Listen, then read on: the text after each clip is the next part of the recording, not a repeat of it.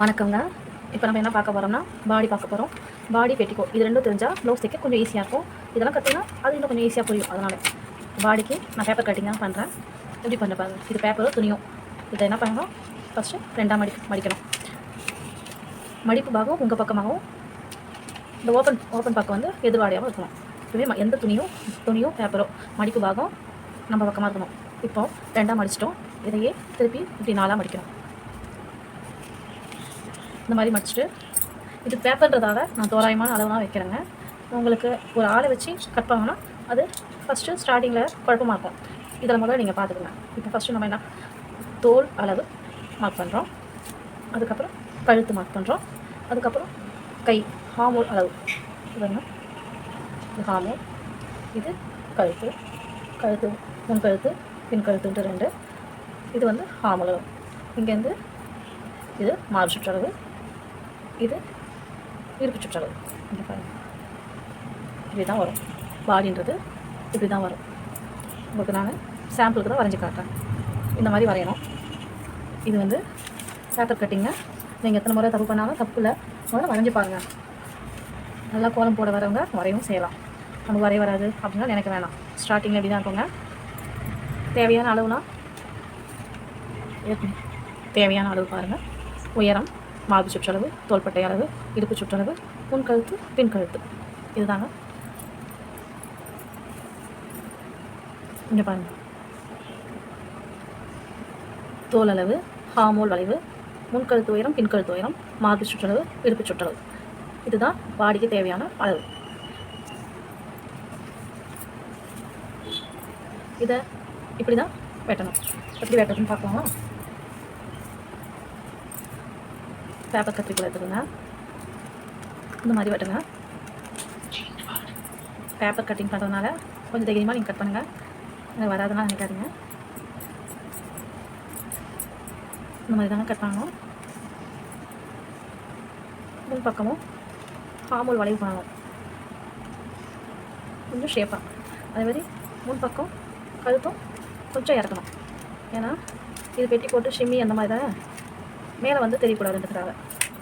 இப்போ பாருங்கள், இந்த மாதிரி தான் வெட்டணும். இந்த மாதிரி வெட்டினீங்கன்னா இப்படி தான் வரும். புரியுதுங்களா? தெரியல இல்லை புரியலன்னா சொல்லுங்கண்ணா. பாருங்கள், துணியில் வெட்டினது. வரைகிற மெத்தடும் வெட்டுற மெத்தடும் தெரிஞ்சுக்கிறீங்க. அவ்வளோதான்.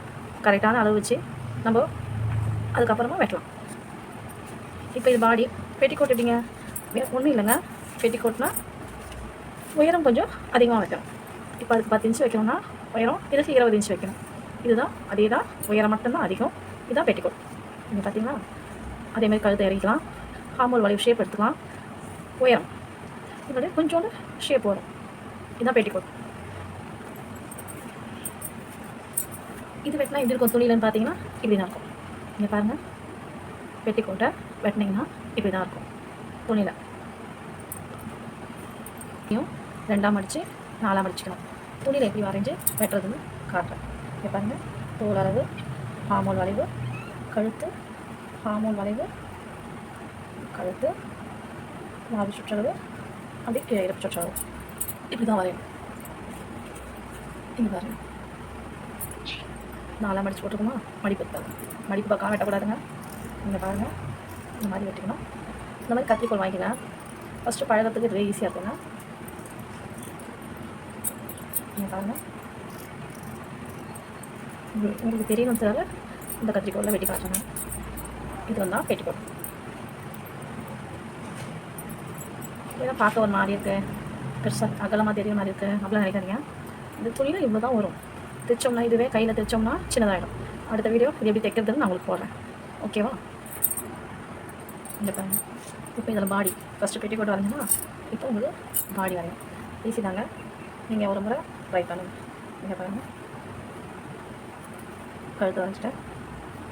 கை ஹார்மோல் அவ்வளோதான். கழுத்துலேயே முன் கழுத்து பின் கழுத்து வரலாம். இந்த துணி வந்து சின்னதாங்க உங்களுக்கு தெரியுது. இங்கே பாருங்கள், ஃபஸ்ட்டு கையை வெட்டிக்கணும். இது வெட்ட தெரியறதுக்காக நீங்கள் வெட்ட கற்றுக்கணுன்றதுக்காக அதை கட் பண்ணி காட்டணும்.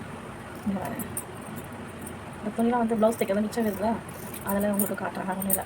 இப்போ ஷேப் இருக்கலாம், கொஞ்சம் ஆயிரம் கைக்கும் ஷேப் இருக்கலாம். இங்கே பாருங்கள், இதுதான் பாடி. கழுத்து வந்து ஒரே கழுத்தாக இருக்குது. வேணும்னா கொஞ்சம் இறக்கிக்கலாம் கழுத்தை. பார்த்தீங்களா? இப்போ நாளைக்கு இது எப்படி தைக்கிறது அப்படின்னு பார்க்கலாம்.